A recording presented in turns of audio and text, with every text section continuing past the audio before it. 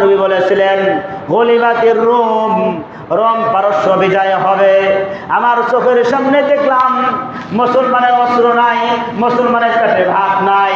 ওই মুসলমান যখন রোম সম্রাটকে বিজয় করছে, পারস্য বিজয় করেছে, তাহলে বুঝে ফেলেছি হাসরের ময়দানও আছে। নবীজি ভবিষ্যৎবাণী দিছে, সেটা যেন বাস্তবায়ন হয়েছে, বাকি ওটাও বাস্তবায়ন হবে। তাহলে আমি কালিমা পড়ে মুসলমান হয়ে নবীজির সাথে সাক্ষাৎ করতে চাই। সুবহানাল্লাহ। ওমর রাদিয়াল্লাহু তাআলা বললেন, চাচা, আমাদের এই ইয়াকিন ছিল, বিশ্বাস ছিল আপনি ইসলাম কবুল করবেন, আপনি মুসলমান হবেন। কয় কেমনে আপনার বিশ্বাস হয়?